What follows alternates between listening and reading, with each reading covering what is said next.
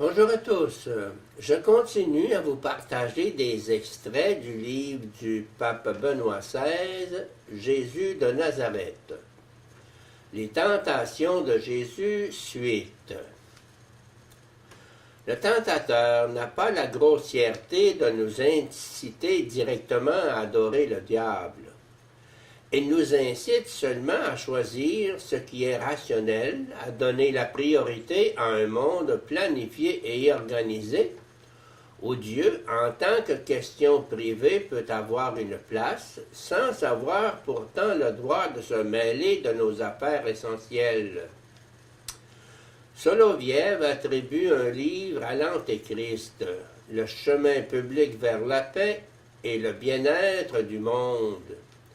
Livre qui devient, pour ainsi dire, la nouvelle Bible, dont le contenu véritable est l'adoration du bien-être et de la planification raisonnable. La question qu'elle pose est de savoir ce que doit faire un sauveur du monde.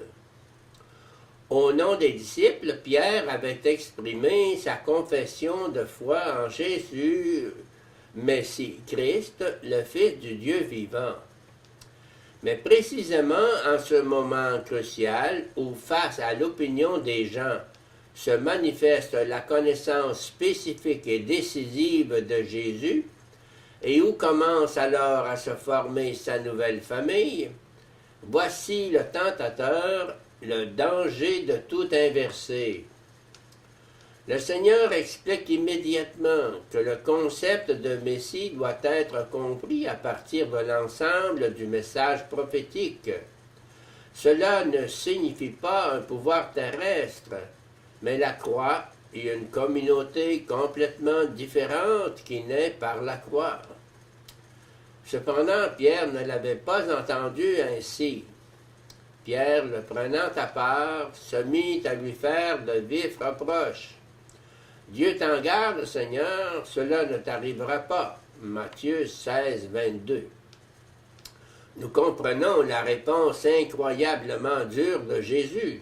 « Passe derrière moi, Satan. Tu es un obstacle sur ma route. Tes pensées ne sont pas celles de Dieu, mais celles des hommes. » Matthieu 16, 23.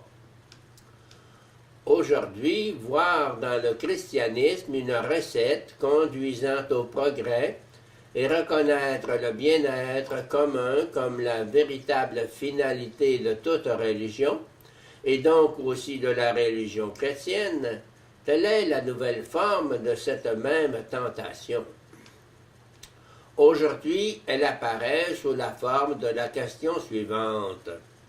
Que nous a apporté Jésus s'il n'a pas fait advenir un monde meilleur?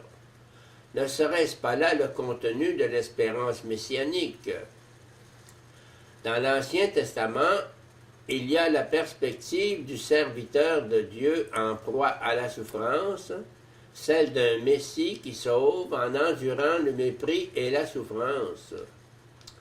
Tout au long de son chemin, et encore dans les rencontres post-pascales, Jésus allait montrer à ses disciples que Moïse et les prophètes parlaient de lui, de celui qui n'a pas de pouvoir apparent, qui souffre, qui est crucifié et qui est ressuscité. Il devait montrer que c'est ainsi que s'accomplissaient les promesses. Vous n'avez donc pas compris? Comme votre cœur est lent à croire tout ce qu'ont dit les prophètes. C'est ainsi que le Seigneur s'adresse aux disciples d'Emmaüs, Luc 24, 25. Et c'est ainsi qu'il doit toujours nous parler à travers le siècle, car nous continuons de penser que si Jésus voulait être le Messie, il aurait dû nous apporter l'âge d'or. Le royaume humain reste un royaume humain, et celui qui affirme qu'il peut ériger un monde sauvé approuve l'imposture de Satan et fait tomber le monde entre ses mains. Qu'est-ce que Jésus a vraiment apporté s'il n'a pas apporté la paix dans le monde, le bien-être pour tous, un monde meilleur? Qu'a-t-il apporté? Jésus a apporté Dieu. et avec lui la vérité sur notre origine et notre destinée, la foi, l'espérance et l'amour. Seule la dureté de notre cœur nous fait considérer que c'est peu de choses.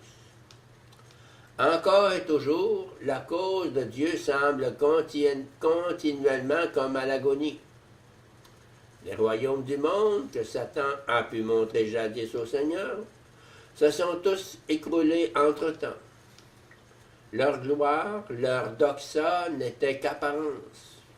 Mais la gloire du Christ, la gloire de son amour, faite d'humilité et d'acceptation de la souffrance, n'a pas décliné et ne déclinera pas. Du combat contre Satan, Jésus sort vainqueur. À la divinisation fallacieuse du pouvoir et du bien-être, à la promesse fallacieuse d'un avenir garantissant tout à tous, en vertu du pouvoir et de l'économie, il a opposé la nature divine de Dieu, Dieu comme véritable bien de l'homme. C'est devant le Seigneur ton Dieu que tu te prosterneras, et c'est lui seul que tu adoreras. Matthieu 4,10, Deutéronome 6,13. Chez Matthieu, le récit de la tentation se conclut, comme chez Marc, par ces mots. Des anges s'approchèrent de lui et ils le servaient. Matthieu 4,11, Marc 1,13. Dès lors s'accomplit le psaume 91. Les anges le servent. Il s'est révélé comme fils, c'est pourquoi le ciel s'est ouvert au-dessus de lui.